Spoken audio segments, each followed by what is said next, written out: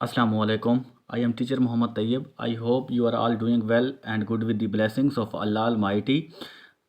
आज का हमारा टॉपिक है सेकंड ईयर इंग्लिश 2026 के हवाले से। चाहे आपका फर्स्ट टाइम का पेपर होने जा रहा है, चाहे सेकंड टाइम का पेपर होने जा रहा है, मैं आपको 6 गेस्ट पेपर बताने वाला हूं एमसीक्यूज़ के टाइप के हवाले से। ठीक है, जो आपके इंशाल्लाह इन्हीं में से पेपर बन के आना है। वैसे ये पास्ट पेपर भी हैं। आप डेयर स्टूडेंट गलती क्या कर जाते हैं, पास्ट पेपर को अच्छी तरह से सॉल्व नहीं करते। वहाँ पर एग्जामिनर ने कुछ एमसीक्यूज़ पूछी होती है, आप यहाँ से कुछ करके जाते हैं, तो मैं आपको वो मिस्टेक भी हाईलाइट करवाऊँगा, ठीक है, समझाऊँगा भी। और आपने चैनल के साथ जुड़े रहना। इंशाल्लाह इन 6 गेस्ट पेपरों में से ही एमसीक्यूज़ आपकी बन के आनी है। इनको आपने हरगिज़ भी स्किप नहीं करना और वीडियो को स्किप नहीं करना। अगर आप मेरे चैनल पर नए हैं, चैनल को लाजमी सब्सक्राइब कर लें ताकि ऐसी इन्फॉर्मेटिव वीडियो मिलती रहें। तो चलें शुरू करते हैं जी। हमारे पास जो फर्स्ट क्वेश्चन होता है ना, फर्स्ट सेक्शन समझ लें आप, ये जो होता है ना, ये इसमें फर्स्ट बुक जो आपकी होती है जिसमें शॉर्ट स्टोरीज होती हैं, उसमें से सिनोनियम आते हैं 3 नंबर के। ठीक हो गया, आपको दिखाई दे रहा होगा। तो इसमें आपके 3 नंबर आते हैं, सिर्फ जस्ट सिनोनियम ही पूछता है। ठीक है, मैं आपको पढ़ता हूँ, आपको साथ साथ समझाता भी हूँ। देखें, फर्स्ट क्वेश्चन नंबर 1 है हमारे पास, China has control over message. अब डियर स्टूडेंट यहाँ पर आपने फोकस रखना है। मैसेज का मतलब होता है अवाम, लोग। इसका पहले तो मीनिंग देखें, मैंने इसके मीनिंग भी लिखे हुए हैं। मैसिव का मतलब होता है अवाम। अब आपको जब मीनिंग आ जाएंगे ना, तो ईजिली आप पेपर को क्रैक कर सकेंगे। तो इसका पब्लिक सिनोनियम करेक्ट हो गया। ठीक है, ऑप्शन ए।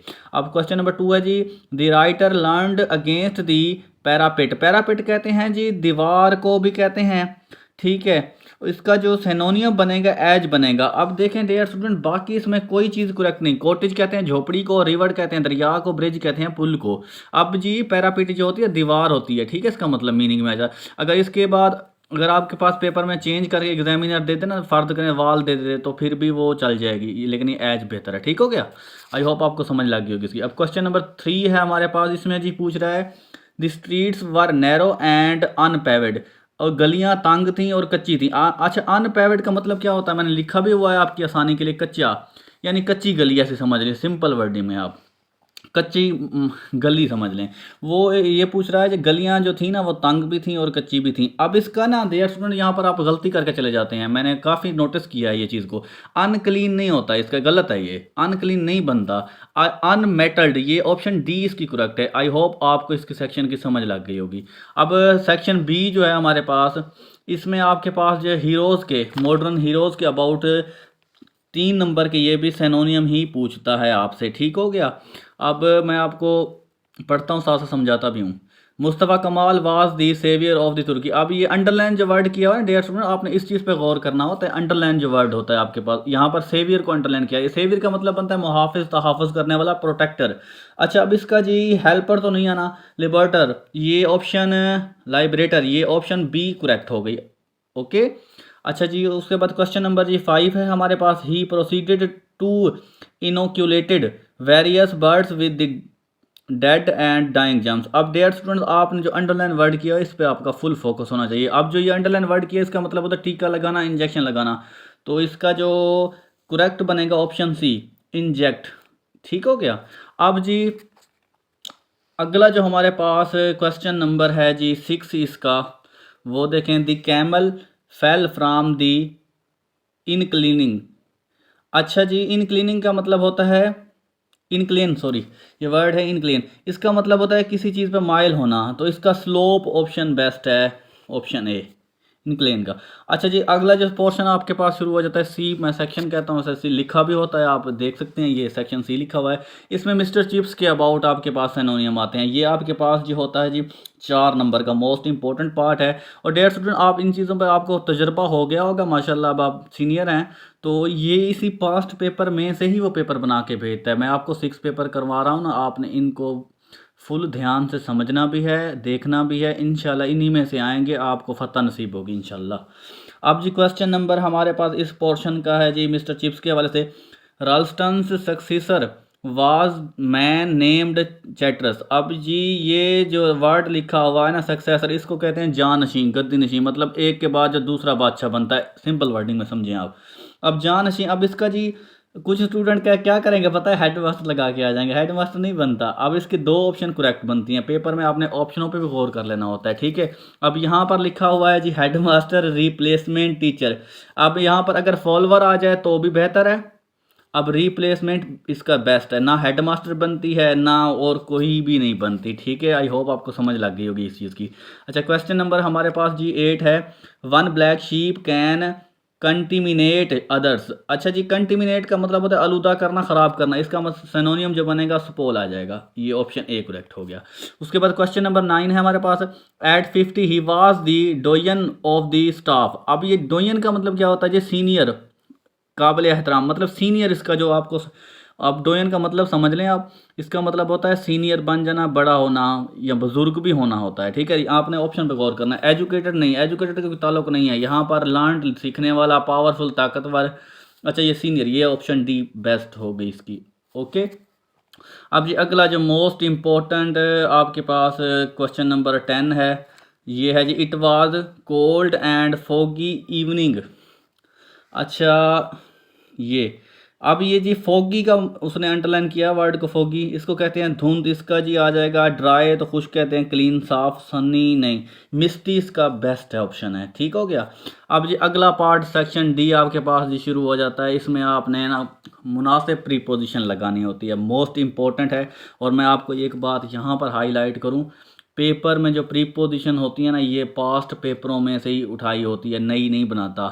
ये आपको मैं आप गारंटी के साथ ये बात बता रहा हूँ, ठीक है। आपने गौर करना, मैं आपको समझा भी दूंगा। वैसे मैं आपको ग्रामर भी पढ़ाऊंगा पेपरों से पहले पहले, प्रैक्टिकल तरीके से पढ़ाऊंगा, जो आपने आज तक इंशाल्लाह इस तरीके से कभी नहीं पढ़ी होगी। वैसे मैं आपको ये समझाता हूँ, आपको इंशाल्लाह फुल समझ लगेगी। देखें, अब डी सेक्शन में हमारे पास 5 नंबर की प्रीपोजिशन लगानी होती है आपने। क्वेश्चन नंबर हमारे पास 11 है।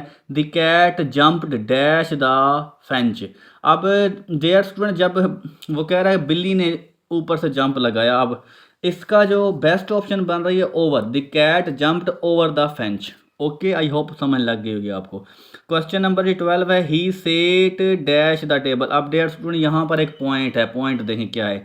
अब देखें यहाँ पर काफ़ी स्टूडेंट ने पता क्या लगाना था, ही सेट ऑन द टेबल। ये ऑन गलत है।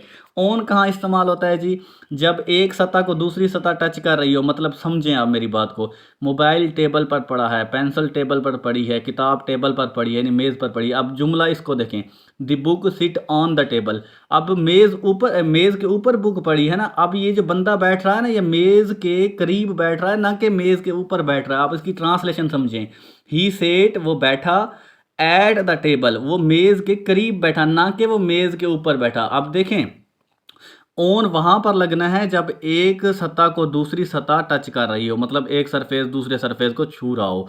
ऐसे समझ लें, जब मेज़ के ऊपर किताब पड़ी है तो मेज़ उसको टच कर रही है ना। तो जब इंसान के अबाउट आएगा ना, तो वो एट ही आना है, ऑन नहीं आना। आपने काफ़ी मरतबा, काफ़ी स्टूडेंट ने पहले भी ये गलतियाँ की होंगी। ही सेट एट द टेबल, वो मेज़ के करीब बैठा। ये एट बेस्ट प्रीपोजिशन हो गई यहाँ पर। ओके, आई होप आपको समझ लग गई होगी।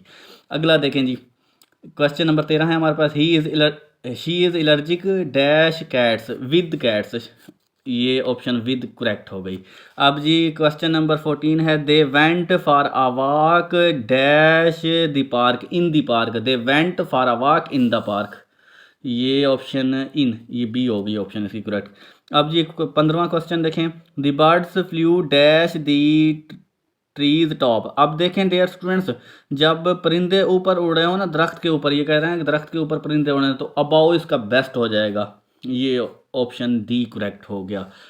अगला अगला पोर्शन है जी हमारे पास। इसमें आपने सेंटेंस की करेक्शन करनी होती है। आपने यहाँ पर फुल फोकस करना है, इंशाल्लाह आपको कभी ये नहीं भूलेंगे। अब देखें डियर स्टूडेंट, क्वेश्चन नंबर हमारे पास है जी 16 है। इस पर आपने फोकस रखना है। ये अब पूछ रहा है he is ill from the fever. अब डेयर स्टूडेंट, आप यहाँ पर एक पॉइंट नोट करें, जब भी बंदा किसी बीमारी से मरे ना, तो उसके साथ जो लगता रहता है ना, विद लगता रहता है, ना बाय लगता है ना ही फ्राम लगता है। अब यहाँ पर और कुछ भी करेक्शन नहीं करनी, यहाँ पर फ्राम को हटा के आपने विद लगा देना है। करेक्शन ऐसे बनेंगे, ही इज़ इल डैश यानी विद द फीवर, ठीक है। अब वो बुखार की वजह से बीमार है, जहाँ फिर ऐसे भी समझ लें कोई बंदा किसी बीमारी की वजह से मर गया ना, तो फिर वहाँ पर विद आता है। ये ऑप्शन बी करेक्ट हो गई इसकी। He is ill with the fever, with fever. Okay, अब जी करेक्शन के हिसाब से 17वां हमारे पास क्वेश्चन है, ही गेव मी फ्यू रुपीज़। अब डेयर स्टूडेंट यहाँ पर एक पॉइंट आपने नोट करना है, जहाँ पर भी आपके पास फ्यू रुपीज़ आ जाए ना, तो ये यहाँ पर सिर्फ आपने आर्टिकल ए पुट कर देना है, बाकी सारा कुछ वैसे ही रह जाना। देखें ट्रिक हो गई ना। ही गेव मी आ फ्यू रुपीज़, ऑप्शन देखें कहाँ पर है ये ऑप्शन, ये देखें ऑप्शन ए है हमारे पास, he gave me a few rupees. Option B है हमारे पास। अब देखें बी और ए थोड़ी सी सेम है, यहाँ पर रुपी एस लिखा हुआ है, यहाँ पर सिर्फ जस्ट रुपी है, रुपी नहीं आना। ये ऑप्शन ए ही करेक्ट है और कोई नहीं बनती आपके पास। ठीक हो गया, ओके, आपको समझ लग गई होगी।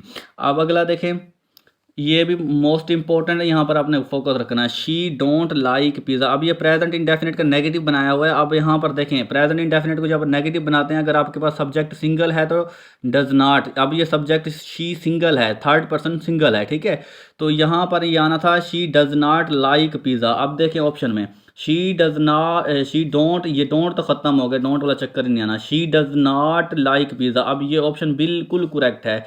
ये जो ये इस तरह डज नॉट लिखा होता है ना, ये सिंपल यानी शॉर्ट इंग्लिश होती है इसकी, वैसे इसका पढ़ा ऐसे ही जाता है डज नॉट। अब देखें यहाँ पर आपको उसने घुमाने के लिए ना, ये इज़ वाला तो बनता नहीं, ये तो ऑप्शन कट होगी। बस बी को देखें आप, यहाँ पर कंफ्यूज करेगा एग्जामिनर आपको। देखें she does not like the pizza. अब ये द कहाँ से आ गया भाई, या ये आपको घुमाने के लिए आपने दा मान ही लगाना है। पिज़्ज़ा क्योंकि कॉमन नाउन है, तो ये जो दा वर्ड होता है ना, ये एडजेक्टिव या फिर प्रॉपर नाउन के साथ लगता है। यहाँ पर पिज़्ज़ा तो कॉमन है, यहाँ पर देखें स्टेटमेंट में खाली पिज़्ज़ा दिया हुआ है। आपने यहाँ पर ये कंफ्यूज नहीं हो जाना, दाशा नहीं आना, बस ये ऑप्शन करेक्ट है, she does not like the pizza. अब ये देखें, ये काफ़ी सारा यहाँ पर उसने घुमाने के लिए ना, मेरे मुंह से भी दा निकल गया है, लेकिन अगर यहाँ पर उसने दा लगाया होता तो फिर लगना था, लेकिन यहाँ पर उसने नहीं लगाया। पिज़्ज़ा कॉमन नाउन है तो इसलिए इसके साथ दा नहीं लगता। She does not like pizza. Okay, I hope आपको इसकी अच्छी तरह समझ लग गई होगी। अगला 19 क्वेश्चन है हमारे पास जी, 19, I am much sad about this incident. अब देयर स्टूडेंट, किसी भी वजह से इंसान जब परेशान होता है उसके साथ मच नहीं लगाना, आई एम वेरी लगाना है बस, बाकी कुछ भी चेंज नहीं करना। मच को काट के ना वेरी लगा देना। I am very sad about this incident, ये I am very sad about this incident, ये मोस्ट इंपॉर्टेंट है क्वेश्चन ये भी। ये ऑप्शन इसकी ए करेक्ट है, बाकी कुछ नहीं बनना, मच को आपने काट देना है। ठीक हो गया, बाकी ये डू मू नहीं आना, ये मतलब ये एम लगा हुआ था, ये स्टेटमेंट सिर्फ आपने मच को काटना था। अब जो लास्ट आज के टॉपिक का हमारे पास क्वेश्चन है, question number 20, it is raining since morning. अब डेट्स में यहाँ पर एक ट्रिक बताने वाला हूँ मैं आपको। जहाँ पर सिंस या फार लगा हो, आगे वक्त का जिक्र हो, तो चौथा टेंस होता है, या प्रेजेंट का भी हो सकता है, पास्ट का भी और फ्यूचर का भी। इसके साथ क्या लिखता है, has been, have been, had been या विल हैव बीन, मतलब चौथा जो टेंस होगा। तो यहाँ पर देखें इज़ का कोई चक्कर ही नहीं है, इज़ को ख़त्म करना है आपने, सब्जेक्ट वैसे रह जाना है। इट हैज़, इट सब्जेक्ट जो है ना थर्ड पर्सन सिंगल है, इट हैज़ आएगा, देखें कहाँ पर है, it has been raining since morning. अब ये बिल्कुल ही करेक्शन है इसकी, ना वाज आना है ना इज़ आना है, कुछ भी नहीं आना, ये चौथे टेंस को शो करता है। आई होप, मैं उम्मीद करता हूँ आपको इसकी मुकम्मल तौर पर समझ लग गई होगी। अगर कोई चीज़ समझ में नहीं आ रही तो आप मुझे कमेंट सेक्शन में पूछ सकते हैं, इंशाल्लाह फ़ौरन रिस्पॉन्स मिलेगा आपको। अगर आपको वीडियो अच्छी लगी हो तो वीडियो को अपने दोस्तों के साथ लाजमी शेयर कीजिएगा, ताकि वो भी इससे फ़ायदा उठा सकें और मुझे आपको दुआएं दे सके। तो मिलते हैं अगली वीडियो में, तब तक अपना बहुत ख्याल रखिएगा। अल्लाह हाफिज़।